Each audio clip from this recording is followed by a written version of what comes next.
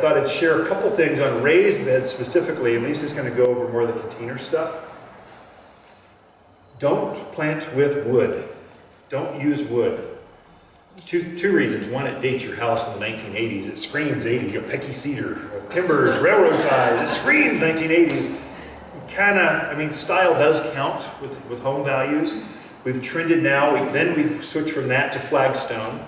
And then we've gone from flagstone to basically pre-made concrete block, which look like this. I'm going to tell you the place to go to buy it too. So this is a pre-engineered concrete block. You can get it any color you want. Comes in, you can match your house color if you want, or your sidewalk color. You can really have fun with these, and these do not rot, and they don't shift as easily. And you can go up to about 3 foot high with these before you have to start getting special fabrics and pinning them. But you can easily go up to knee high and not have to worry about the hill or the pressure behind it pushing the wall out. Okay, great way to go. Pretty easy to handle. Pretty easy to stack. It's got a lip here that kind of locks each other in place. I really, for myself, this is a block that Home Depot sells and Lowe's. I don't care for this one as much. It's a little bit smaller, and it shifts.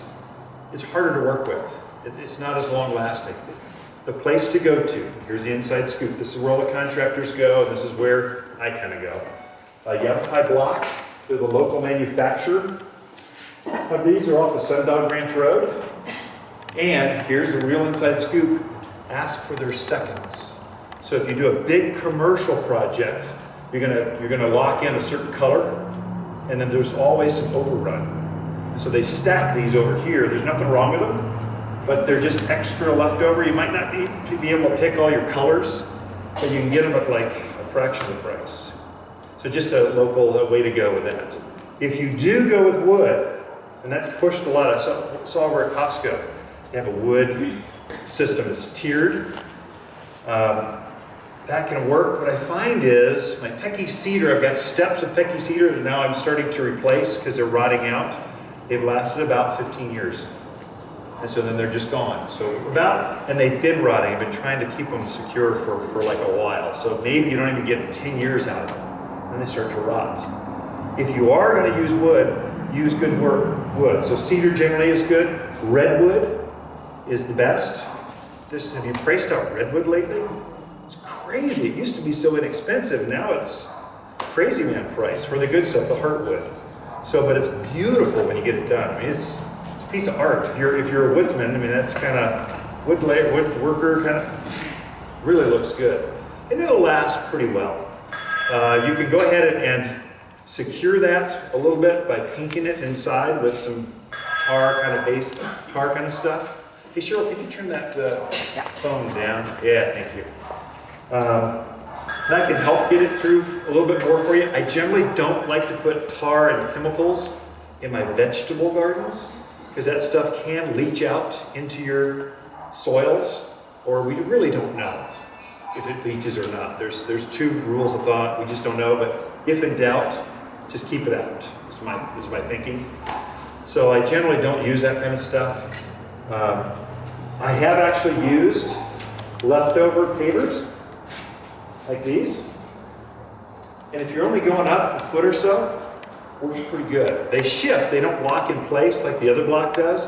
And I don't lay them this way, I'll put them this way so I get a little more leverage with it so they don't slide as much. It's not ideal, but if you got them, use them. It's like leftover jobs. I'll just kind of take some of these and lay them up and backfill with good soil. We'll go over soils in a second. And then one that's used actually pretty often, you see on Pinterest quite often, cinder blocks. They'll make them like this, and then they'll actually fill these with soil and make plants coming out in the middle of that. So it can look a little hokey, or it can look designer-esque. Just depends on how you put it together. So they'll actually plant inside these holes and stuff. Or you can also use this and then stucco the front. That's actually a real good look. You can match your house quite often. And then you get a capstone that goes over top. Kind of gives it a dressed up, finessed kind of feel. Looks pretty good. So that's a real good choice. Here I would say, This is not, the book says this is deep enough. What I find is 2 blocks high is better than 1 block high, especially for things like potatoes, tomatoes, your deeper rooted things. Your larger rooted like daylilies, they're going to prefer a little deeper root structure, a little more soil. So I'd go 2 too high instead of just 1. For things like lettuce, marigolds, they don't have a root structure this deep, it doesn't matter. But the book always says 8 inches, that's all you need. I find it's not quite enough frequently for my gardens. Just School of Hard Knocks.